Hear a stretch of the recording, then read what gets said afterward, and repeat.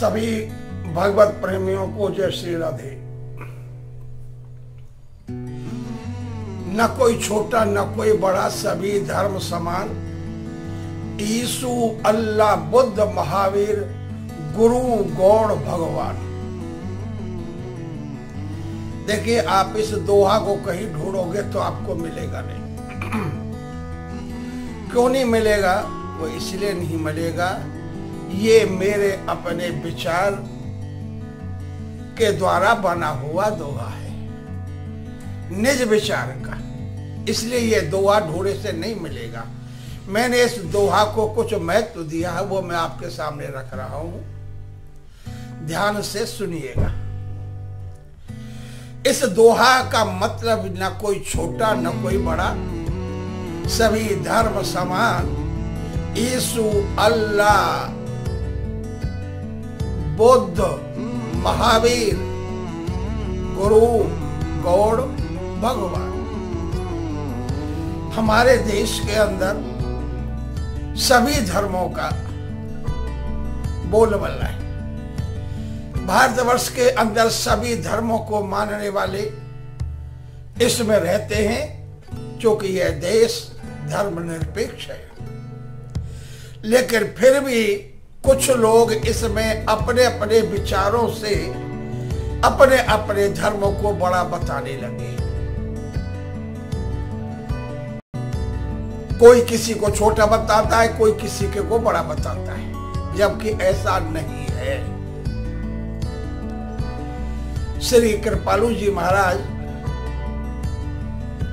भी ये कहा करते थे कि ये प्रचलित है कि इस देश के अंदर नास्तिक, आस्तिक, धर्मी, अधर्मी अनेकों प्रकार से कहा है। ये जरूरी नहीं है कि नास्तिक जाता है या आस्तिक जाता है।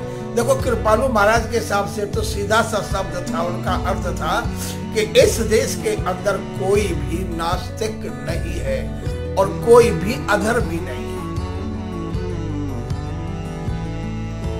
नास्तिक उसको कहते हैं जो भगवान को न माने। लेकिन इस देश में नहीं, पूरे विश्व में ऐसा कोई नहीं है जो भगवान को न मानता हो।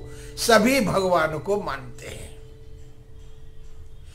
ये महाराज कृपालु जी के शुद्ध वचन है। और इसकी पुष्टि कहां होती है? अगर आप देखेंगे गौर से तो श्रीमद् भागवत के अंदर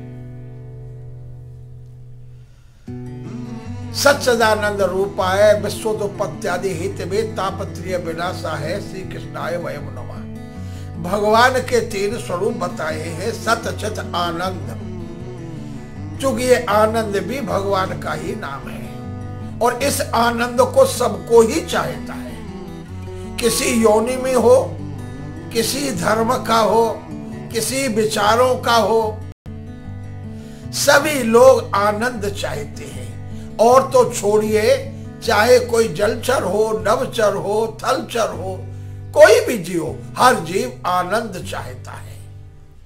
और आनंद भगवान का नाम है, क्योंकि श्रीमद् भागवत भी ये हमको बताती है। पहले इस लोक से श्रीमद् भागवत का प्रारंभ हुआ है। इसलिए कोई भी, पूरे विश्व के अंदर कोई भी नास्तिक नहीं है और कोई अधर्मी नहीं है। सभी लोग आस्तिक है और भगवान को मानने वाले हैं। भेद जो होता है वो विचारों में होता है। अपने अपने विचारों से अनेक प्रकार के भेद बन जाते हैं, क्योंकि विचार भेदों में होता है। और मेरे हिसाब से तो मैंने तो जो पढ़ा है, जो समझा है धर्म ग्रंथों के द्वारा, चाहे वेद हो, चाहे शास्त्र हो, चाहे पुराण हो, हमारी कृपालु जी महाराज यही बताते हैं कि कहीं पर भी किसी का कोई जो धर्म होता है, वो धर्म किसी का भी हो, वह तोड़ता नहीं है, जोड़ता है। सभी धर्मी होते हैं, विचारों से जरूर है। तो मेरे विचार से जो ये धर्म बना रखे हैं, हिंदू धर्म, इस्लाम धर्म, सिख धर्म, जैन धर्म, बौद्ध धर्म इत्यादि, जितने भी ये धर्म हैं, मेरे विचार से धर्म नहीं है, ये केवल विचार है, ये केवल मत है। लोग इन्हीं मतों में उलझे हुए पड़े हैं, एक दूसरे से घृणा करते हैं। घृणा नहीं करनी चाहिए, क्योंकि धर्म तो ये है नहीं, धर्म तो एक सनातन धर्म है, वैदिक धर्म है। उसी धर्म में से सब धर्म निकले हुए हैं। ये उसी धर्म के द्वारा निकले हुए अपने अपने मत है। बस जिनको जो मान ले वही ठीक है। उसी को लोगों ने अपना धर्म मान लिया कि यही धर्म है। लेकिन देखो विचारों की जरूरत क्या है। एक रस खान थे, वो मुस्लिम थे। आजकल हमारे यहाँ हिंदू मुसलमान ज्यादा चल रहा है। हिंदू मुसलमान, गर्व से कहो हम हिंदू हैं। वो कहते हैं कि हम इस्लाम हैं। बस ये छोटी छोटी बातों पर भी हमारे आपस में मतभेद हो जाते हैं और फिर एक दूसरे से द्वेष और राग की भावना बन जाती है। ये नहीं होना चाहिए। देखिए मुस्लिम भी कैसे होते हैं, विचारों की बात है। इस्लाम धर्म के विचार वाला, मत वाला, वो भी जो रस खान था, अपने इलाके का, यूपी का था, डिस्ट्रिक्ट हरदोई का रहने वाले, पिहानी गांव बताते हैं। सैयद इब्राहिम उनका पहला नाम था। लेकिन वो घूमते घूमते ब्रजभूमि में आ गए। जब वो ब्रजभूमि में आए तो यहाँ पर उनकी श्रीमद् भागवत की कथाओं का आयोजन ब्रज में होता रहता है। वो बेचारे उसमें चले जाया करते थे और वहां पर उनकी भगवान श्री कृष्ण की लीलाओं को, बाल लीला, रास लीला, इन सब लीलाओं को देख करके वो जो सैयद इब्राहिम थे, उनका जो मन था, उनका जो विचार था, वो कुछ बदला। उनका हुआ हिसाब, अरे भगवान श्री कृष्ण इस तरह की लीला करते थे, इस तरह के होते थे, वो भक्तों का ये ध्यान रखते थे। उनकी लीलाओं से वो बहुत प्रभावित हुए और उनकी मुलाकात बल्लभ पंत के श्री विठलनाथ जी महाराज से हुई और विठलनाथ महाराज को गुरु बना लिया। उनसे उन्होंने उसकी दीक्षा ली। एक दिन क्या घटना घटती है कि यही विठलनाथ जी ने अब वो सैयद इब्राहिम का नाम बदल दिया और उनका नाम रस खान लिख दिया, बता दिया आज से रस खान। क्योंकि रस खान का मतलब खान से नहीं होता। खान मुसलमान में होते हैं ना, शाहरुख खान को मुझसे खाने में तो ज्यादा जानता नहीं, लेकिन खान लोगों को मुस्लिमों से जोड़ा है। लेकिन वो मुस्लिमों से जोड़ा हुआ नाम नहीं है खान। रस खान भगवान श्री कृष्ण की रसिक लीलाओं को देख करके, उनसे विभोर हो करके उसमें वो मस्त रहने लगे थे, इसलिए उनको रस की खान बता करके विठलनाथ जी ने उनका नाम रस खान किया था। घटना क्या घटी कि वही रस खान एक जना वृंदावन में जाकर के बांके बिहारी जी के मंदिर में दर्शन के लिए गए। जैसे ही मंदिर के अंदर पहुंचे तो वहां के हमारे हिंदू भाइयों ने और वहां के पुजारियों ने उनको मंदिर के अंदर नहीं जाने दिया। वो कहने लगे ये दूसरे धर्म के, इस्लाम धर्म के हैं, ये मुसलमान हैं, ये हमारे धर्म मंदिर में कैसे आ सकते हैं? हमारे मंदिर में आ जाएंगे तो हमारा मंदिर तो अपवित्र हो जाएगा, ये मंदिर में नहीं आने चाहिए। तो इसलिए लोगों ने उनको धक्का दे करके निकाल दिया। लेकिन उनको बड़ा दुख महसूस हुआ। वो मन दुखी मन से मंदिर के बाहर निकले और दरवाजे के सामने बैठ गए, ठीक ठाकुर जी के सामने दरवाजे के। दर्शन करते हैं और दर्शन करते करते वहां पर रोने लगे, अश्रुधाराएं बहने लगी, मन बड़ा दुखित। भगवान से प्रार्थना करने लगे, हे प्रभु, क्या आपके भी स्थान में या आपके भी दर पर भी हिंदू मुसलमान चलता है? इतना बड़ा अन्याय यहां हो रहा है और आपके ही दरबार के अंदर वहां हिंदू मुसलमान होता है। एक आपके प्रिय भक्त को भी धक्का दे करके बाहर निकाल दिया। मेरा इतना बड़ा अपमान, इतना बड़ा निरादर। प्रभु वो निरादर मेरा तो हुआ नहीं, प्रभु सब तुम्हारी ही लीला है, तुम्हारा ही निरादर है। वो प्रभु की लीला समझ करके और रस विभोर हो करके और जोर जोर से ठाकुर जी का नाम लेकर के और वो रोने लगे, अश्रुओं की धारा बहने लगी। ठाकुर जी ने उनकी आत्म के विचारों को, उनकी भावनाओं को समझा, क्योंकि भगवान भाव में ही बसते हैं। रसखान के भाव को मेरे ठाकुर जी ने समझा, क्योंकि दोहा में भी कहा है, भगवान स्वयं कहते हैं, भाव का भूखा हूं मैं, भाव ही तो सार है, भाव से बसता मुझे तो भव से मेरा पार है। भगवान को भाव की जरूरत है। रसकान का भाव श्री कृष्ण के भाव से मेल खा रहा था। जब दोनों के भाव बन जाते हैं तभी वस्तु प्राप्त होती है। इसलिए भगवान श्री कृष्ण का भाव रसखान के प्रति और रसखान का भाव मेरे ठाकुर जी के प्रति, दोनों का भाव जब बना तो ठाकुर जी ने क्या किया कि अपने विग्रह रूप को छोड़ करके स्वयं भगवान बाहर आते हैं और बाहर आकर के रसखान के पास खड़े हो जाते हैं। जैसे ही रसखान के पास खड़े हुए, उनके सिर पर उन्होंने हाथ घुमाया। किसने? ठाकुर जी ने। क्यों? उनको आशीर्वाद दिया तथा अपने दर्श कराए।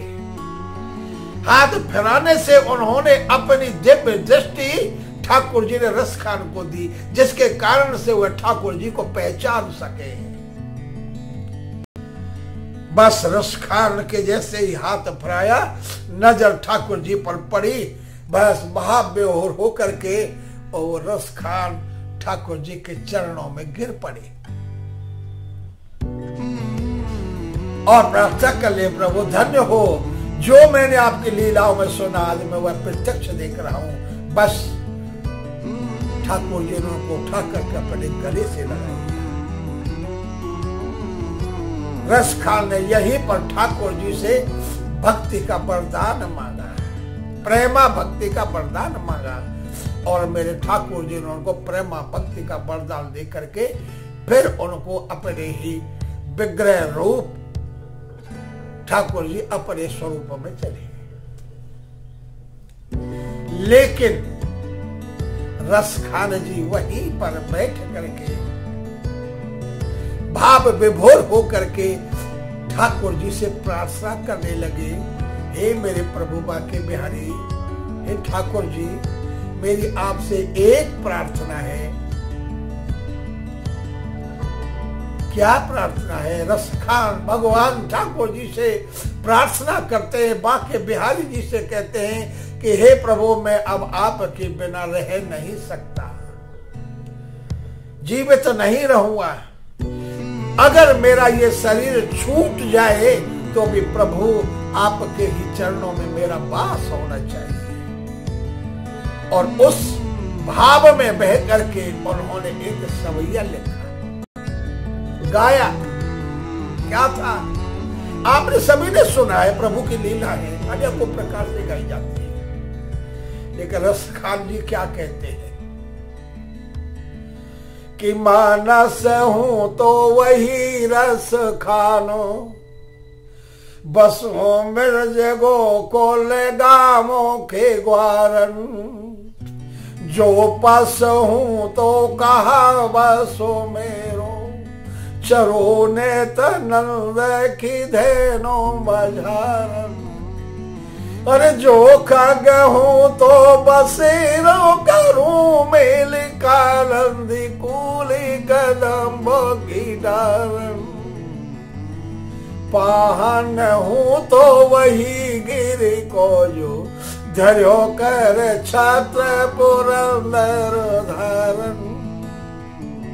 हे प्रभु, इस शरीर छूटने के बाद में अगर मुझे दूसरा जन्म मिले, अगर आप मुझे मनुष्य का जन्म देते हैं तो हे प्रभु, मुझे आप ब्रज में ही मेरा जन्म हो, जो आपके ग्वाल वालों के साथ मेरा मिलन हो, उनके साथ रहूं और नित्य प्रति आपके सानिध्य में ग्वाल वालों के साथ मैं आपके दर्शन का आनंद लेता रहूं। चलो अगर मुझे ये मनुष्य का शरीर भी प्रभु नहीं देते हो तो चाहे मुझे पशु का दे दो, जो पशु हूं तो कहा बस मेरो बस तो कुछ चलेगा ना प्रभु आपके सामने। अगर आप मुझे पशु का भी जन्म देते हो तो नंद बाबा की गायों में दे देना, गाय बना देना, उनके साथ में मैं रहूंगा। तो आप मेरे पीछे पीछे पीछे पीछे रहोगे तो मैं आपके दर्श स्पर्श उसी में करता रहूंगा। और चलिए आप पशु का भी नहीं दो, क्योंकि बस तो मेरा चलेगा नहीं। जो खग हूं तो बसेरो करूं मिल कालंदी कूल कदम डाल। फिर मुझे अगर तुम पक्षी का खग का भी आप अगर शरीर दोगे मैं उसमें भी बड़ा प्रसन्न हो जाऊंगा। और वो जन्म मुझे कहां मिले? उस कालंदी कूल कदम की डारन जिस पर आपने चीरहरण की लीला की थी, बस मैं वहां पर जाकर के बैठ करके आपके नाम का गुणगान करूंगा और आपकी लीलाओं का स्मरण करूंगा, आपकी लीलाओं को पान करूंगा, देखूंगा आप प्रभु कैसी कैसी लीला करते हो। कोई चिंता नहीं, आप मुझे खग दे बना दो, पक्षी बना दो, पशु बना दो, कुछ भी बना दो। अरे प्रभु और तो छोड़िए, जड़ में भी अगर मुझे पहुंचा देते हो तो मैं क्या बनूं? पाहन हूं तो वही गिर को जो धयो कर छत्र पुरंदर धारण। हे प्रभु फिर मेरे को अगर आप जड़ में बनाते हो तो वो पत्थर बनाना जिसको आपने उंगली पर धारण करके पूरे ब्रजवासियों की आपने रक्षा की थी। तो उस पहाड़ को अगर आप बनाओगे, उस पत्थर को मुझे बनाओगे तो हो सकता है मैं अपने ब्रजवासियों की पहाड़ बन करके भी कुछ सेवा कर सकूं। प्रभु मुझे इससे बाहर मत निकलने देना। मुसलमान होते हुए भी ये भाव रसखान के थे जो आप लोगों के, हम लोगों के भाव नहीं बन पाते। कहते हैं हम हिंदू हैं।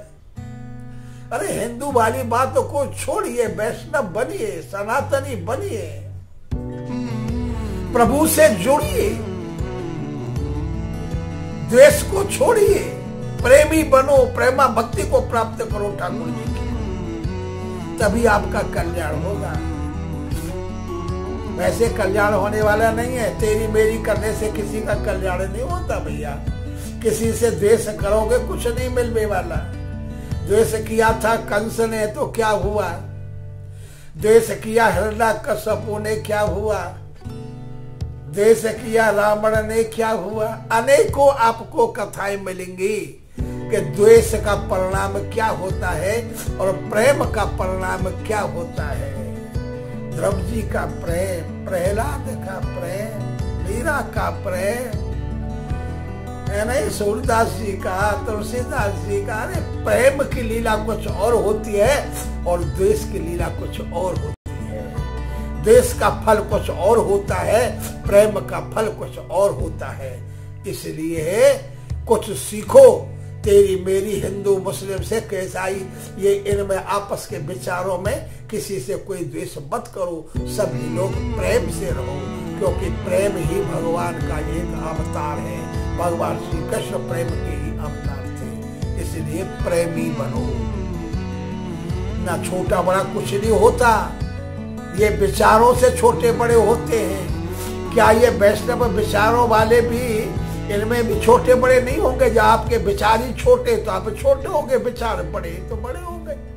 ये विचारों से छोटा बड़ा होता है, कोई छोटा बड़ा नहीं है और कोई अच्छा बुरा नहीं है, विचारों से अच्छे बड़े होते हैं। ठीक है, कुछ समझो, कुछ सीखो।